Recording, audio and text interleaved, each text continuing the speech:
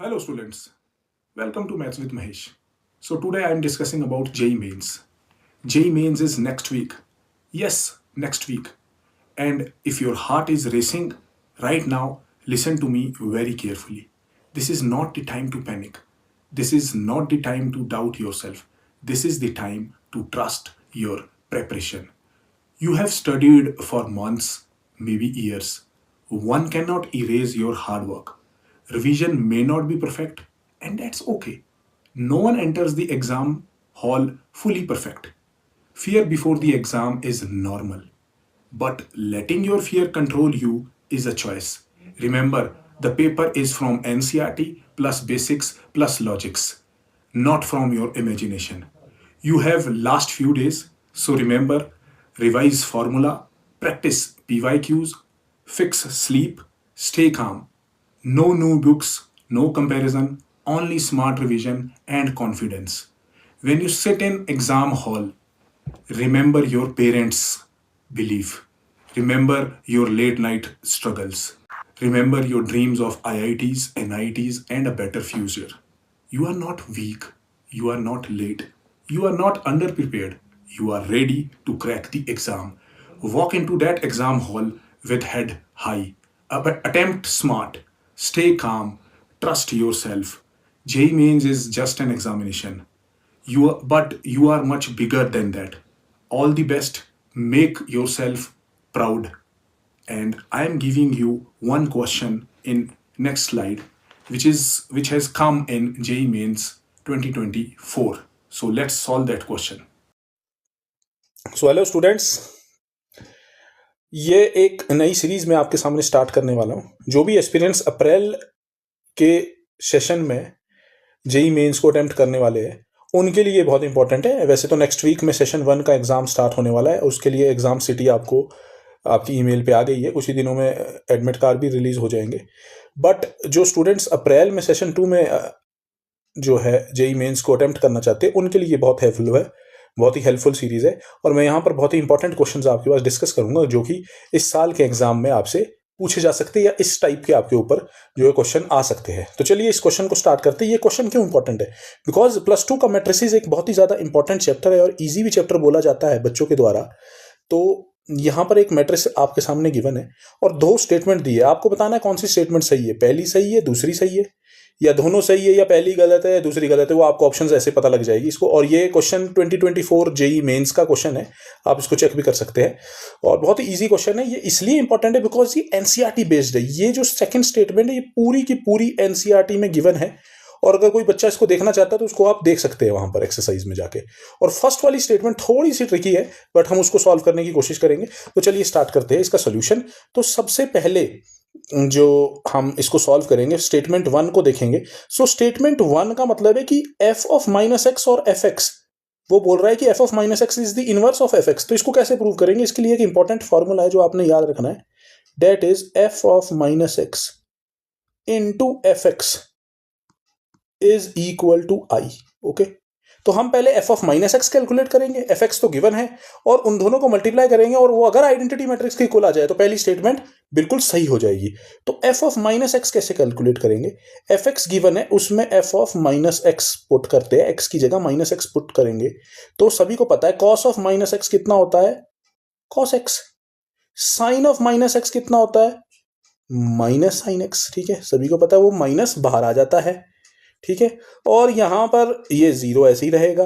ऐसे ही यहां पर जब पुट करेंगे माइनस साइन एक्स तो ये प्लस साइन एक्स हो जाएगा. इसको साइन एक्स लिख देते हैं. ओके, अगले वाला कॉस एक्स ही होगा. और अगले वाला कितना हो जाएगा? ये 0, ये 0. इन एंट्रीज में कोई भी फर्क नहीं पड़ेगा. अब इसको एफ एक्स के साथ मल्टीप्लाई कर देते हैं और चेक करते हैं कि ये आइडेंटिटी मैट्रिक्स के बराबर आएगा या नहीं आएगा. Okay, this is cos x, this is sine x, this is 0, this is 0, this is minus sin x. Okay, this is cos x, and here it is 0, here it is 0, here it is 1. Okay, अगर इनको multiply करेंगे, सबको multiplication आता ही होगा matrix multiplication में, ये किसी भी बच्चे को इसको इजीली कर सकते हैं. तो पहले कितना आ जाएगा आपके पास?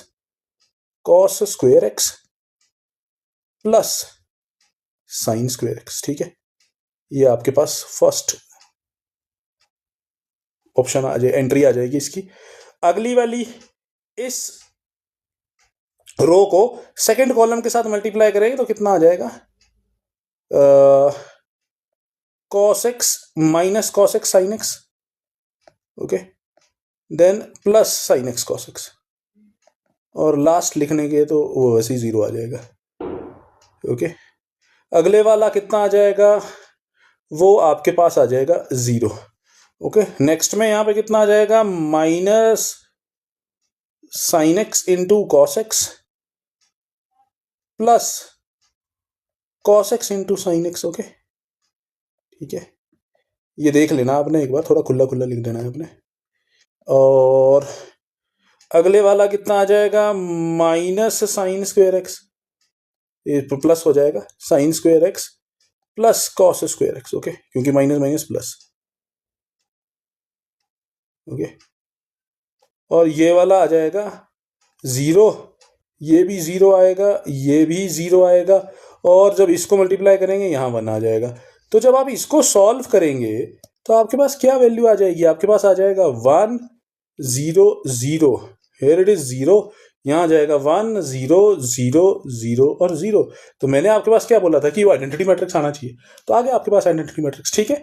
नेक्स्ट स्टेटमेंट के लिए आपके पास हमारे को क्या करना है, देखो फर्स्ट स्टेटमेंट ट्रू हो गई है, तो आप इससे कुछ ऑप्शंस नीचे डिलीट कर सकते हैं, हमने ऑप्शंस यहाँ पर मेंशन नहीं किया, तो इसके बेसिस पे आप कुछ ऑप्शन डिलीट कर सकते हैं।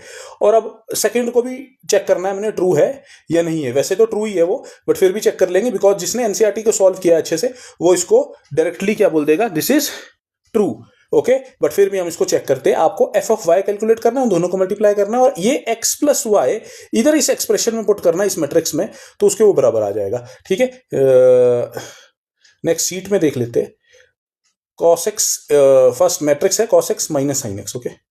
तो इसको देख लेते हैं, यहां पर ये एफ एक्स है, दिस इज एफ एक्स, ठीक है, इसको लिख लेते हैं। जब आप एफ एक्स लिख रहे हैं तो वो कितना आ जाएगा, cos x sine x 0 minus sine x cos x and 0, this is 0 this is 0 1। और यहां जब एफ ऑफ वाई पुट करेंगे तो वो भी बिल्कुल सेम ऐसे ही आएगा, बस एक्स की जगह क्या आ जाएगा आपके पास, वाई आ जाएगा, ओके ओके। यहां आ जाएगा cos of Y sine of Y 0 minus sine Y cos Y, okay. और ये आ जाएगा 0 0 0 1। अब इन दोनों को मल्टीप्लाई करते हैं, तो जब इन दोनों को मल्टीप्लाई करेंगे तो यहां पर क्या आएगा आपके पास, ध्यान से देखना है, cos x into cos Y, okay. अगले में आ जाएगा minus sine x into sine y, जो आपकी आप बोल सकते हैं cos A cos B minus sine A sine B, किसका फॉर्मूला हो जाएगा, कॉस ए प्लस बी का। उससे अगले में कितना आ जाएगा, minus cos x into sine y, और अगला आ जाएगा minus sine x into cos Y, okay. और अगले वाला तो 0 ही आएगा। नेक्स्ट सेकेंड रो में चलते हैं, तो यहां आ जाएगा sine x into cos Y, okay, sine x into cos y, sine x into cos y plus cos x into sine y. Next वाले में आएगा minus sine x into sine y, और यहां आ जाएगा आपके पास plus cos x into cos Y, okay. और अगले वाला वो 0 ही आएगा आपके पास। इससे करेंगे, यहाँ 0 ही आएगा, यहाँ 0 ही आएगा, और यहाँ 1 आ जाएगा, ओके। तो पहले वाला फॉर्मूला बन गया है आपके पास cos of x plus y, okay. देखिए cos of x plus y आ गया है, और यहां से अगर आप माइनस कॉमन लेंगे,